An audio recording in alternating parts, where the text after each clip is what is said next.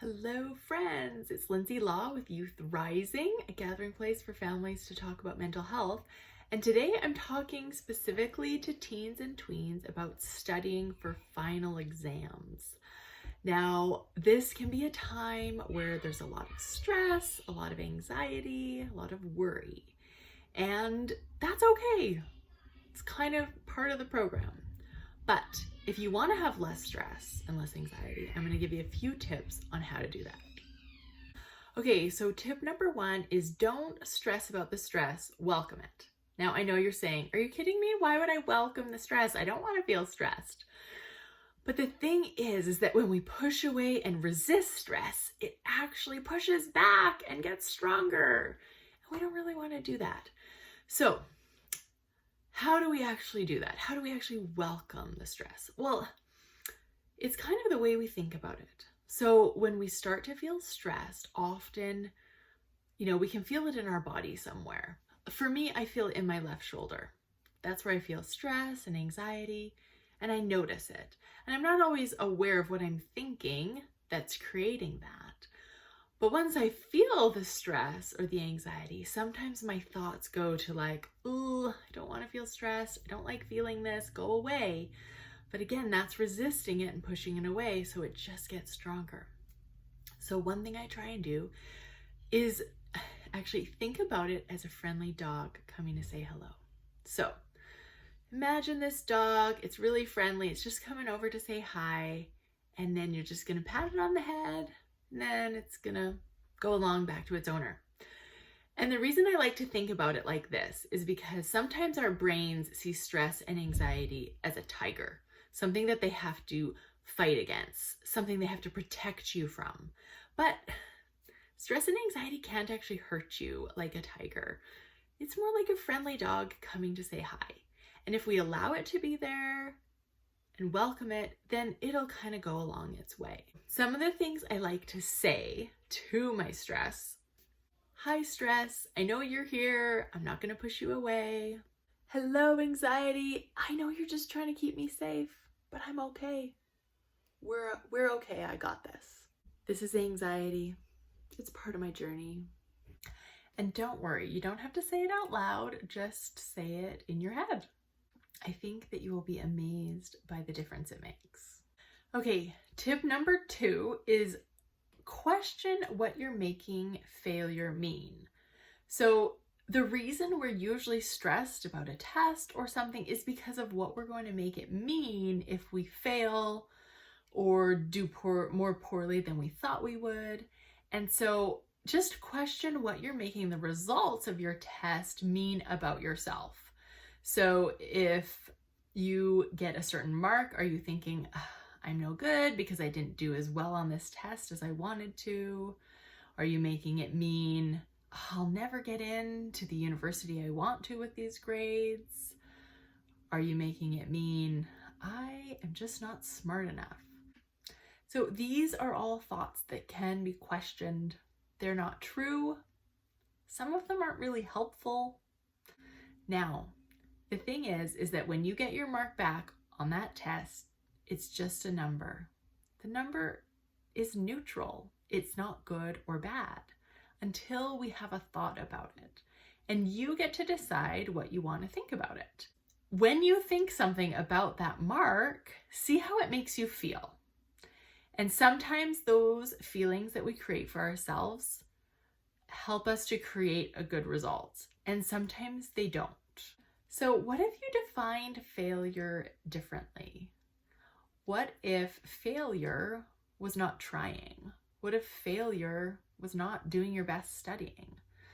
What if success means studying the best you can, putting your best effort forward, and learning from any mistakes you made? So when we're not making the results of the test mean something about us, it's just a grade, then it allows us to let go of that stress a little bit. Okay, tip number 3, choose sleep over studying every time. So now, in a perfect world, you would have done all your studying in a good amount of time before your test, and you can go to bed at a decent time that night and be awake and ready to write your test the next day. Now, we don't live in a perfect world, and sometimes you might find yourself in a position where you're trying to make a choice between, do I stay up till 2 in the morning studying for this test, or do I get some sleep so that my brain is working well the next day? Well, my advice to you is choose sleep every time. Because the problem is when you stay up really late, your brain doesn't have time to consolidate memory, it doesn't have time to process emotion, it doesn't have that opportunity to repair. That means your executive function, is what they call it, is not up to snuff. And your ability to solve problems and make decisions is greatly impaired. Not the best way to write a test, right? Now, you may end up in this situation. It happens, right? So my suggestion is study till a reasonable time, go to sleep, wake up early even, and study a little bit in the morning before the test. And most likely that will be the greatest advantage to you. Now, let's talk about in the future. Maybe you don't want to end up in this situation again where you have to make that choice between sleep or studying. So we've talked before about the 2 parts of our brain. Well, there's lots of parts, but these are the 2 parts we talk about a lot, is the thinking brain and our lizard brain. So we want our thinking brain to be the brain that is planning our study schedule and making the choice of whether to study or not to study. So the way you can do this is always use your thinking brain 24 hours in advance to make a decision about when, where, and how much you're going to study. And when that time comes, your lizard brain is going to be like, no, we don't want to do this. No, it's too much work. No, it's boring. But if you've already made that decision the day before with your thinking brain, you're more likely to be able to stick to that and override the lizard brain. Now, if you don't make a plan at all and kind of let the lizard brain run the show, chances of getting that studying in before the test are pretty slim. So choose sleep over studying and choose planning with your thinking brain instead of letting your lizard brain run the show. Now remember, your brain is your friend if you know how to work with it. So, number 1, allow the stress to be there so it doesn't grow so much bigger.